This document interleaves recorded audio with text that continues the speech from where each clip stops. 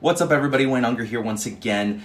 The election's coming up on November 3rd, and this is part of my Election 2020 video series that I started yesterday when I talked about a whistleblower complaint out of an ICE detention center, which is just now making national news. So if you want more facts on that, check out your national news outlets. But today's conversation is going to be on the student loan crisis, the pandemic, and higher education funding for universities and colleges. My theory that I came up with, or that I thought of a couple weeks ago, is that universities are posing that public health risk by calling students back because they're forced to. And they're forced to because public funding for higher education has decreased, but especially over since the Great Recession in 2008 to today. And that decrease in higher education funding has really been led by the Republican Party. So I'm going to talk about the student loan crisis. I'm going to talk about higher education funding. I'm going to do it as quickly as possible because there's a lot to it. So here we go. First, according to a Pew Research Center in October of 2019, here's some background information. State and federal government funding have long provided the substantial financial support for higher education.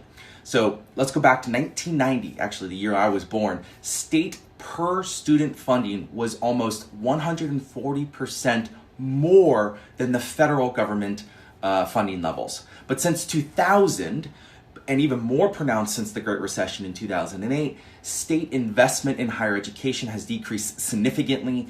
By 2015, state funding actually shrank to 12% above funding levels. So we went from 140% above federal funding in 1990 down to 12% above federal funding in 2015. That's a drastic decrease. Now, generally, federal funding provides financial assistance to students and specific research projects. Now, state funding provides really revenue for general operations of colleges and universities. And we also know that since the Great Recession in 2008, student loan borrowing has ballooned. It has increased to record-breaking levels, and that's not a good record that we want to break. So here's the effect of all of this. Well, one, we've seen rapid and significant tuition increases, specifically since 2008, and this has pushed the costs onto the students and off of the state. This has worsened racial and class inequality, and public education funding versus student-provided funding. Here's a tuition breakdown. In 2018, public education funding was actually $6.6 billion below the 2008 funding levels. In other words, over the course of 10 years, we never restored public education funding to what it once was. Now, colleges have to react to this, and they react in a couple of ways. Either one, increasing tuition, two, reducing faculty, three, limiting course offerings, and or four, closing campuses or shutting down operations. So between 2008, the Great Recession, and 2018, which is probably the latest year for significant data, after adjusting for inflation, 41 states spent less per student. 41 states. So between 2008 and 2018. And on average, approximately 13% less public spending public spending on a per student basis. Now, a couple of states, 6 states in particular, had more than a 30% decrease in public education funding between 2008 and 2018. They include Alabama, Arizona, Louisiana, Mississippi, Oklahoma, and Pennsylvania. Now, Arizona in particular, one of the top states in the decrease in public education funding, they decreased between 2008 to 2018, they decreased the public education funding by 55%. 55%. Now, of course, this has led to an increase in tuition because universities and colleges still have to pay their bills, right? They still have operating costs.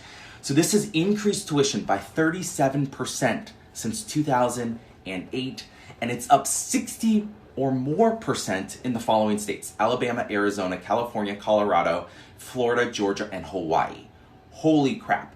So I pulled some data specifically from ASU because that's where I'm a student. And it's also, the number one school for the 6th year in a row in innovation. And just to give you an idea of where revenues are coming from. So in particular, the gross tuition and fees is the largest proportion of the revenue for Arizona State University. It has gone from 2008, where it was 33, almost 34% of their total pie, to 2019, it is now 56, almost 57% of their total revenue. So again, universities have become more dependent on this source of revenue or this revenue stream, and state appropriations have decreased, and specifically federal appropriations as well. Just to give you an idea, state appropriations in 2008 in Arizona for ASU were about 31% of their total revenue pie, and then in 2019, drastically reduced to about 10%. 10%, which is absolutely crazy. So all other revenues pretty much stayed the same, and that's revenue from research grants and contracts, as well as auxiliary revenue and all other revenue that's associated with the university that it can collect. So long story short is, since 2008, the Republican Party has led a charge to reduce the public education funding for higher education institutions. We know that the majority of the Republican Party, approximately 59%, say that higher education personally benefits, but only 37% of the Republican Party says that federal government or government at all should pay for the cost of college. Now, compare this with 76% of Democrats. 76% of Democrats say that we should pay for a substantial portion of college and university higher education funding via public funds. So in short, let me tie all of this together and all these random facts.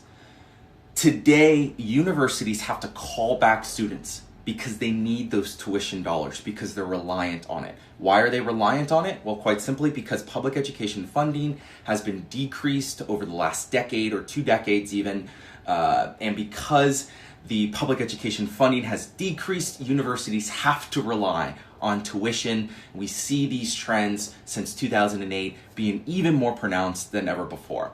So here's the takeaway. Fund public education, we also prevent public health issues. Crazy to think about. Fund public education and we solve other systemic issues, which I'll get to in future videos, such as systemic racism. If we fund public education, go figure, we can solve something like systemic racism. All right, that's it for today. Check out the video, share it, love it. I'll talk to you later.